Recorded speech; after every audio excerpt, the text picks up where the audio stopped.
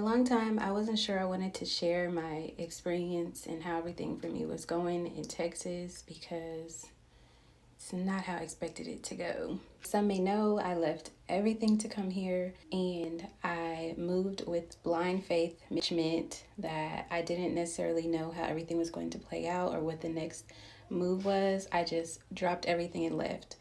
So that meant a few things, which is that it looked crazy to a lot of people. And, of course, people didn't understand it. Some people expected me to fail. And my current situation may look like failure to a lot of people, which is why I didn't necessarily want to share this part.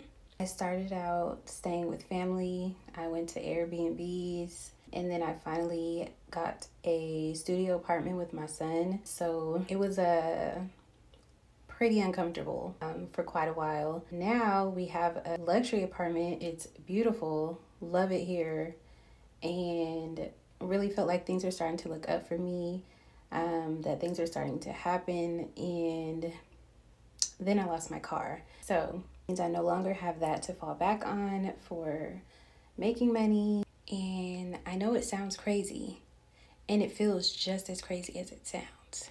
Then on top of that, having social media and being able to see people starting businesses and getting married, having families and buying houses. And I'm just sitting here looking at myself like, why can't I get anything off the ground? Why is nothing working for me? Why am I so behind? But I know who God is, and I know how intentional He is. I can see His hand all throughout my life and how I have so much peace in this otherwise chaotic situation. And it's because I know that this is when God does His best work. He knew that I would be in this exact position, and it was part of His plan all along. And that's so reassuring for me. If you know anything about trees, they have to grow down in the soil.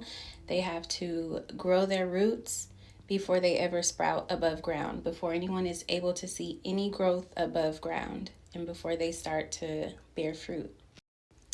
I'm reminded of Abraham and his promise, and when God sent him to that mountaintop with his son, he didn't ask any questions, even though it was completely opposite of what he had promised him.